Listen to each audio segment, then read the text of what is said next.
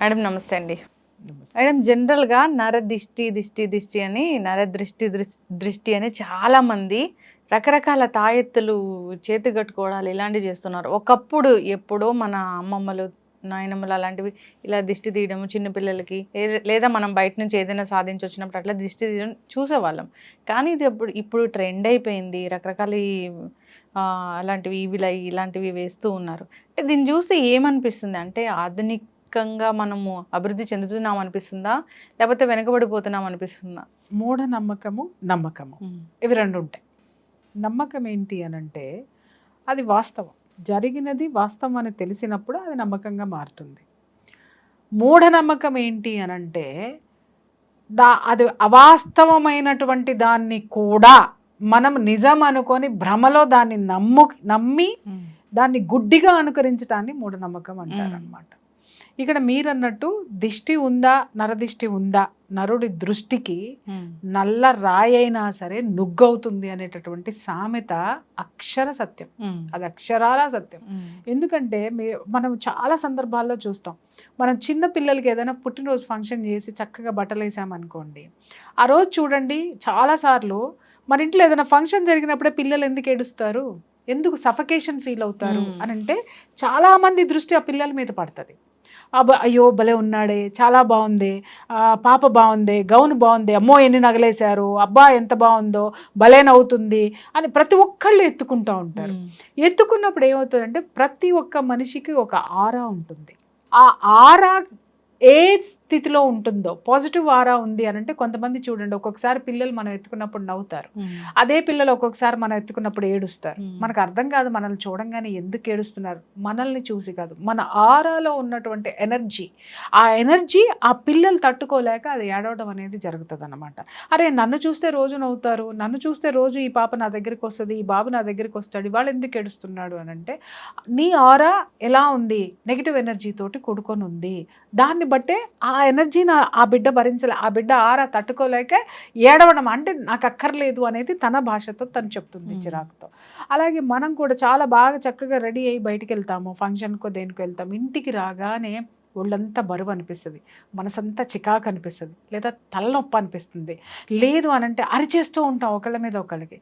ఫ్రెష్గా వెళ్ళి స్నానం చేసి రండి, హాయిగా ఎందుకు అనిపిస్తుంది అంటే ఆ మనం ఒక ఫంక్షన్కి వెళ్ళినప్పుడు మనల్ని చూసినటువంటి చూపులో అది అసూయ కావచ్చు, ద్వేషం కావచ్చు, ప్రేమ ఉంటే పాజిటివ్ ఎనర్జీ వస్తుంది. మిగిలిన ఆ నెగిటివ్ థాట్ కానివ్వండి, నెగిటివ్ ఎనర్జీస్ కానివ్వండి మనకి యాడ్ అయినాయి అంటే అది మన ఆరా తీసేసుకుంటుంది వాటన్నిటిని, weather that is positive or negative.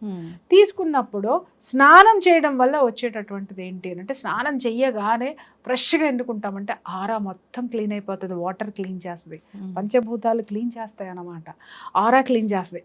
అలాగే కొంతమంది పిల్లలు ఏడుస్తున్నప్పుడు పెద్దవాళ్ళు గబగబా ఉప్పు తీసుకొని వచ్చి వాళ్ళకి దిష్టి తీసేసి ఆ ఉప్పు పడేస్తారు. చాలా చాలా 99% పిల్లలు ఆ దిష్టి తీసేయగానే కామ్ అయిపోతారు. అబ్బా ఎంత దిష్టి తగిలిందోనమ్మా బిడ్డకి అని మాట్లాడతాం. అంటే ఆరా క్లీన్ చేయటం, దిష్టి తగలడం వల్ల ఏం జరుగుతుందండి, ఉప్పులో ఏముందంటే ఉప్పులో ఉన్నటువంటి ఎనర్జీ నీ ఆరాని క్లీన్ చేసేస్తుంది. వాక్యూమ్ క్లీనర్ తో ఇల్లు ఊడ్చినప్పుడు కనుక అది సక్ చేసేస్తుంది చూసారా, దాంట్లో ఏముంది, గాలికి ఏముంది, శక్తి ఉంటేనే కదా దాన్ని క్లీన్ చేసింది. అలాగే ఈ ఉప్పులో కానివ్వండి, ఎండుమిర్చి అనేటటువంటిది, తర్వాత చీపురు అనేటువంటి వీటికి కొన్ని ఎనర్జీస్ ఉంటాయి, నెగిటివ్ ని క్లీన్ చేసేటటువంటి ఎనర్జీస్ ఉంటాయి. ఆ ఎనర్జీస్ తోటి క్లీన్ చేయటం వల్ల సెట్ అవుతారు. హెల్త్ అయినా సరే వాళ్ళు ఇంకా ఇంకా ఇంకా ఏడుస్తున్నారు అంటే అప్పుడు హెల్త్ ఇష్యూ ఏమన్నా ఉందేమో అని చెప్పేసి డాక్టర్ దగ్గరికి తీసుకెళ్దాము, లేకపోతే ఆకలేస్తుందేమో పాలు ఇచ్చి పడుకోబెడతారు పిల్లలకైతే. పెద్దవాళ్ళకైతే మనం స్నానం చేసామంటే నెమ్మది వస్తుంది, లేదు పెద్దవాళ్ళకు కూడా దిష్టి తీసేసి పక్కన పెట్టేస్తూ ఉంటారు. అట్లా మనము సాల్ట్ వాటర్తో స్నానం చేసిన క్లెన్సింగ్ అయిపోయి ప్రశాంతత అనేది ఉంటుంది. తర్వాత మనం నిద్రపోయామనుకోండి, ఆ నిద్రలో హీలింగ్ అనేటటువంటిది మనం యూనివర్స్ నుంచి తీసుకున్నటువంటి కాస్మిక్ ఎనర్జీ తోటి హీల్ అవుతాం, తర్వాత బయటపడతాం. ఇంతవరకు బాగానే ఉంటుంది చిన్న చిన్నగా ఉప్పు తిప్పేసుకోవడం ఇలాంటివి. Yes exactly. అంటే మీరు అనొచ్చు ఇప్పుడు అందరూ చాలా మంది మీరు అన్నారు ఈవిల్ ఒకటి వేసుకుంటున్నారండి, మెళ్ళో వేసుకుంటున్నారండి అని అంటే నాకు ఒక్కొక్కసారి అనిపిస్తుంది ఇవన్నీ చూస్తే అక్కర్లేదమ్మా, అవసరం లేదు. ఎందుకంటే ఇవన్నీ ఎందుకు వేసుకుని తిరుగుతున్నారంటే నువ్వు వేసుకున్నావు, నాకుందేమో, నేను వేసుకుంటే బాగుంటానేమో, లేకపోతే నా దగ్గరికి వస్తుందేమో, రాకుండా ప్రొటెక్షన్, ఇలాంటివి. అంటే దాన్ని ఏమంటారు, ఒకళ్ళని చూసి ఒకళ్ళకి దగ్గు జలుబు పాకినట్టుగా ఇలాంటి జాడ్యాలు కొన్ని పాకుతూ ఉంటాయి. అన్ని ఈవిల్ ఐలు కట్టేసుకోవాలి, లేకపోతే ఇంకోటి చేసేసుకోవాల్సిన అవసరం లేదు. ప్రొటెక్షన్ నేను నిజంగా చెప్తున్నాను, తాయెత్తులు కానివ్వండి, ఏనా కానివ్వండి, అందరూ ఎవరి నమ్మకం వాళ్ళది. కానీ అదే పనిగా కొంతమంది కడతానే ఉంటారు. ఆరా క్లీన్ చేసుకోండి. ఆరా క్లీన్ చేయటం అంటే ఏంటి అని అంటే, చక్కగా కూర్చొని సాయంత్రమో పొద్దునో స్నానం చేసిన తర్వాత ఒక 10-15 నిమిషాలు మెడిటేషన్ చేయండి. మెడిటేషన్ ఎలా చేయాలంటే పాజిటివ్ థింకింగ్ తోటి చేయండి. నాకు అంతా మంచి జరుగుతుంది, ఈరోజు నేనంతా చాలా బాగుంటాను, ఈ విశ్వం నుంచి నేను తీసుకునేటటువంటి ఆ యొక్క విశ్వశక్తి నన్ను అన్ని విధాలుగా, అన్ని చెడు దృష్టి నుంచి, చెడు మాటల నుంచి, చెడు ఆలోచనల నుంచి, చెడు కర్మల నుంచి నన్ను కాపాడుతుంది అని చెప్పేసి చక్కగా కళ్ళు మూసుకొని థ్యాంక్ఫుల్నెస్ తోటి యూనివర్స్కి ఉండి 10-15 నిమిషాలు మెడిటేషన్ చేసుకొని హ్యాపీగా బయటికి రండి. ఎవ్రీథింగ్ ఈజ్ పాజిటివ్ మీకు దొరికేది. అంటే నీ ఆలోచనే నువ్వు ఏ ఆలోచన ఇస్తావో అదే జరుగుతుంది అక్కడ. అర్థమైందా? నువ్వు బెండకాయ కూర వండాలనుకుంటే బెండకాయలు ఉంటేనే బెండకాయ కూర అవుతుంది. అలా కాకుండా నువ్వు వంకాయలు పెట్టి బెండకాయ కూర అవ్వాలంటే అది జరగదు. ఏది ఇచ్చావో అదే వస్తుంది. ఇక్కడ కూడా ఈ నరదిష్టి అనేది డెఫినెట్గా ఉంది. మనం చేసేటటువంటి, మనం వెళ్ళే ప్లేసెస్ కానీ, మనం ఉన్న దీన్ని బట్టి కానీ డెఫినెట్గా మనకు అది తగులుతూ ఉంటుంది. తగిలినప్పుడు మన శరీరంలో కొన్ని నెగిటివ్ ఇవి కనిపిస్తూనే ఉంటాయి, లక్షణాలు కనిపిస్తూనే ఉంటాయి. తల భారంగా ఉండడం, ఒళ్ళు భారంగా ఉండడం, తలనొప్పి, చిరాకు, కోపము, వీటిని గనక మనం ఎప్పటికప్పుడు ఆరా క్లీన్ చేసుకోకపోతే, తలనొప్పి వచ్చిందని తలనొప్పి టాబ్లెట్ వేసుకొని పడుకుంటాం. ఒక్కొక్కసారి దిష్టి తీసేసుకున్నా కూడా తలనొప్పి వస్తుంది. ఎందుకంటే అది ఇంకా వేవ్స్ ఎక్కువ ఉండడం వల్ల కావచ్చు, మన శరీరంలో ఎసిడిటీ వల్ల కావచ్చు, ఇంకొక దాని వల్ల కావచ్చు. బట్ ఎప్పటికప్పుడు నీ మనస్సుని క్లీన్ చేయి. ఫస్ట్ నీ మనస్సుని క్లీన్ చేస్తే ఆటోమేటిక్గా నీ ఆరా క్లీన్ అవుతుంది. ఆ క్లీన్ అయినటువంటి ఆరాకి ఒక ప్రొటెక్షన్ లేయర్ ఏంటి అంటే మెడిటేషన్ అండ్ పాజిటివ్ అఫర్మేషన్. ఎప్పుడైతే నువ్వు నీ పాజిటివ్ అఫర్మేషన్ నీ ఆరాకి ఇస్తావో అది పెద్ద ప్రొటెక్షన్ లేయర్. అలాగే చిన్న పిల్లలు కూడా పుట్టినప్పటి నుంచి నువ్వు ఎప్పుడైతే ఆ బేబీ బొజ్జలో ఉన్నప్పటి నుంచి కూడా నువ్వు పాజిటివ్ అఫర్మేషన్ ఇవ్వాలి. నా బిడ్డ ఎలా పుడతాడు, ఎలా వస్తాడు, ఏం చేస్తాడు, ఇవన్నీ నా బిడ్డ పడాల్సి వస్తుందేమో, నా బిడ్డకి నేను పెళ్లి చేయను, ఇలాంటి పిచ్చి పిచ్చి మాటలన్నీ మాట్లాడుతూ ఉంటారు. అవన్నీ బిడ్డ నెగిటివ్ ఎనర్జీస్ తీసేసుకుంటాం. ఇవన్నీ చాలా జాగ్రత్తలు. అంటే ప్రకృతిలో ఉన్న ప్రతిదీ కూడా ఎనర్జీతో కూడుకున్నటువంటిదమ్మా. ఆ ఎనర్జీని, ఏ ఎనర్జీని నువ్వు తీసుకుంటున్నావు, నువ్వు తీసుకోకపోవచ్చు. ఇప్పుడు రోడ్డు పక్కన నువ్వు బాగానే వెళ్తున్నావు, పక్కనే వర్షం పడింది, మొత్తం బురద గుంటలు ఉన్నాయి, నువ్వేం చేసావు, పక్కనే ఫుట్పాత్ మీద నడుస్తున్నావు, నీళ్లు లేకుండా బురద లేకుండా, పక్క నుంచి ఒక కారు ధన్మని వెళ్ళిపోయింది, మురికి నీళ్ళు వచ్చి నీ మీద పడినాయి, నువ్వైతే కడుక్కోవాలిగా. అది దిష్టి అన్నావు చూసావా, అది నువ్వు నీకు నేను పాజిటివ్గా ఉంటానండి, పాజిటివ్ ఆలోచిస్తానండి, అన్నీ ఉంటానండి అని అంటే పక్కనాడు లేడే, పక్కనాడిది మనకి అంటుతుంది, ఖచ్చితంగా అంటుతుంది. అది ఎట్లా అంటుతుందండి, నేను పక్క నుంచి వెళ్తున్నాను కదా అనడానికి వీల్లేదు. వాడు పోయాడు, వాడు బురద వేసాడు, ఆ బురద మనం కడుక్కోవాలి. సో ఇట్లా మనం చేసేటటువంటి పనుల వల్ల కానీ, మనం ఎదుర్కొ వ్యక్తుల గురించి కానీ, మన చుట్టూ ఉన్న వాతావరణాన్ని బట్టి కూడా నరదిష్టి అనేది డెఫినెట్గా ఉంటుంది. ఎందుకంటే ప్రతి ఒక్కళ్ళది పాజిటివ్ ఎనర్జీ ఉంటుంది. సొంత ఫ్రెండ్సే మన ముందు చాలా బాగా మాట్లాడతారు, కానీ మనం ఏది చేసినా కూడా వీళ్ళకి మంచి జరగకూడదని కోరుకునే వాళ్ళు బోల్డ్ మంది మన పక్కనే ఉంటారు. అంటే జరగకూడదని వాళ్ళు కోరుకుంటే మనకు జరగకుండా ఉంటుంది. 100% వాళ్ళ థాట్ మీకు ఇచ్చేసారు కదా, ఎందుకు జరుగుతుంది అని మీరు కొట్టిపడేయచ్చు, నాకు జరగలేదే అని మీరు అనొచ్చు. మీరు ఎంత స్ట్రాంగ్గా ఉంటే, మీరు ఎంత ఆరాని పెంచుకుంటూ వెళ్తే అది మీ దగ్గరికి రాదు. మీరు ఎంత కొట్టి పడేసుకుంటూ పోయి అవునా అవునా అవునా అనుకుంటూ వెళ్తే అది వచ్చి మీకే చేరుతుంది. జనరల్గా ఇలాంటివి ఒకరికి చెప్తే మనకు జరగదు, ఏదైనా మనం స్టార్ట్ చేయముందు అసలు చెప్పకూడదు, స్టార్ట్ చేశాక తెలిసినా పర్వాలేదు, వాళ్ళ దృష్టి కళ్ళు, ఇలా చాలామంది చాలా రకాలుగా వింటూ ఉంటాము, బాధపడుతూ ఉంటారు కూడా. అంటే నిజంగానే చాలామంది ప్రెగ్నెంట్ అయినా కానీ ప్రెగ్నెంట్ అని చెప్పని కూడా చెప్పరు. సో అట్లాంటిది ఏంటంటారు? మంచి గుడ్ క్వశ్చన్. ఇది నిజంగా ట్రూ. అంటే ప్రెగ్నెన్సీ విషయంలో చెప్పకుండా ఉండడం అనేది అది నాకు తెలియదు. బట్ మీరన్నారు ఏదన్నా మనం ఒక పని అనుకున్నప్పుడు ఎవరికి చెప్పకూడదు, నిజంగానే చెప్పకూడదు. ఎందుకోసం అంటారు, మీరు పని చేసుకుంటూ వెళ్ళిపోతే ఆ పని వాళ్ళకి తెలియాలి, అంతవరకే. చాలా మంది అంటారు చూసారా నాకు చెప్పలేదు, చూసావా నాకు చేయలేదు అని అంటే లెట్ దెమ్ గో. వాళ్ళ విష్ని నువ్వు కోరుకున్నప్పుడు వాళ్ళ పని వాళ్ళు చేసుకెళ్తున్నారు.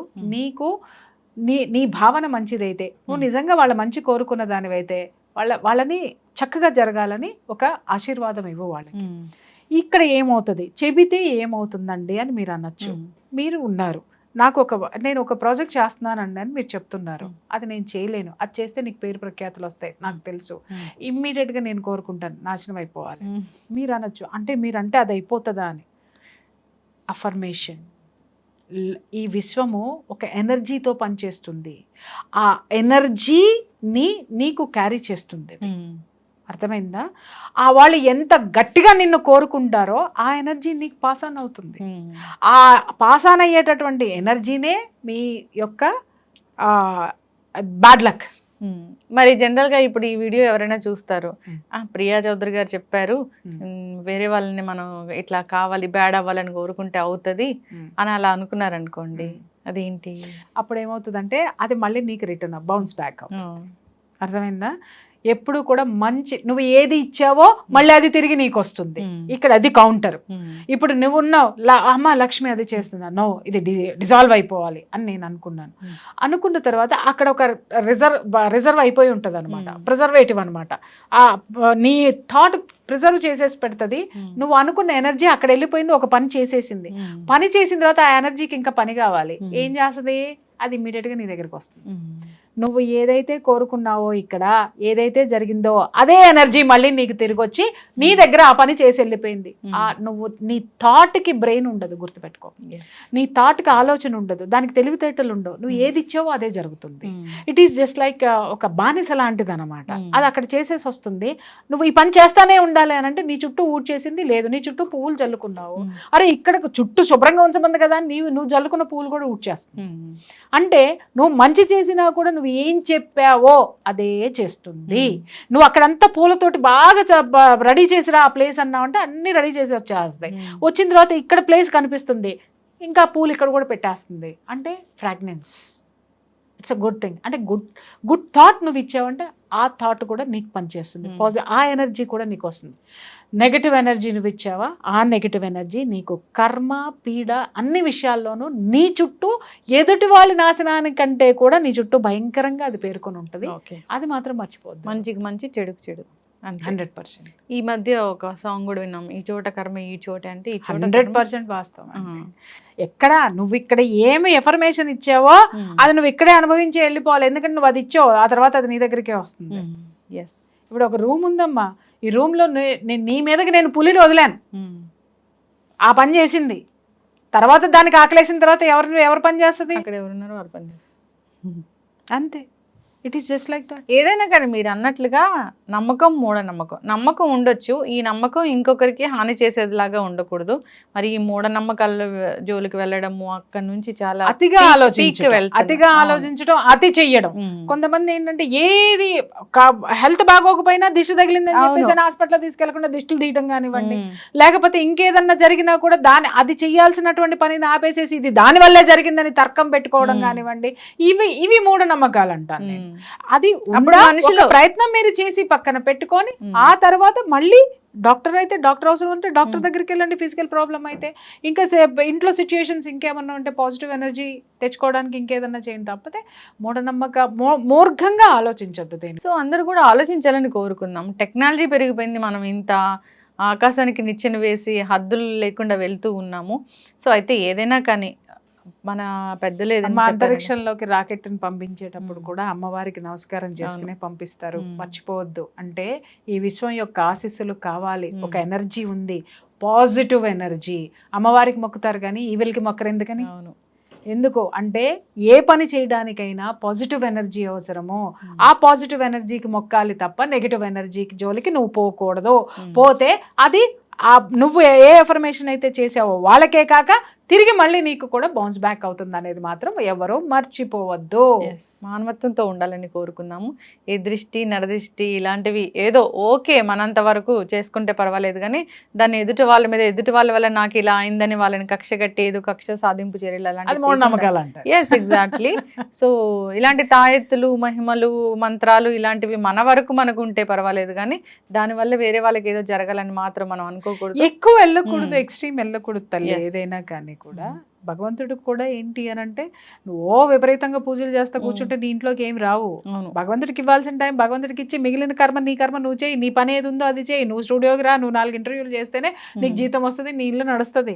అలాగే నేను వచ్చాను, భగవంతుడికి చేయాల్సింది నేను చేయాలి, మళ్ళీ ఇక్కడ వచ్చి నేను కూర్చొని 4 మాటలు చెప్పి 4 కౌన్సిలింగ్లు ఇస్తేనే నాకు నా ఇంటికి ఒక గంజనీళ్ళు నాకు ఉంటాయి. అట్లాగే మన కర్మ మనం చెయ్యాలి, ఈ కర్మని నిలబడాలి, మనం దీని జీవితాంతం మనం సంతోషంగా ఉండాలి, హ్యాపీగా ఉండాలి, మనం ఆరోగ్యంతో ఉండాలి, చుట్టుపక్కల ఉన్నటువంటి వాతావరణం సఖ్యతగా ఉండాలి. వీటన్నిటికీ అవసరం ఏంటి అని అంటే నువ్వు అనే పాజిటివ్ ఎనర్జీ. ఆ పాజిటివ్ ఎనర్జీ పేరే దేవుడు అనుకో, ఆ పాజిటివ్ ఎనర్జీ పేరే మెడిటేషన్ అనుకో, ఆ పాజిటివ్ ఎనర్జీ పేరే లా ఆఫ్ అట్రాక్షన్ అనుకో, ఏదైనా అనుకో. ఎస్, ఖచ్చితంగా మ్యామ్. ఒకరికి హాని చేయకుండా మనకి మనం హ్యాపీగా ఉంటే చాలు. సో ఇంకొకరిని సంతోష పెట్టకపోయినా పర్వాలేదు, బాధ పెట్టకుండా నష్టపెట్టద్దు. ఎస్, ఖచ్చితంగా అండి. సో ధర్మంగా ఉండాలని కోరుకుందాం. చక్కటి ఇన్ఫర్మేషన్ అండి, ధన్యవాదాలు. Thank you.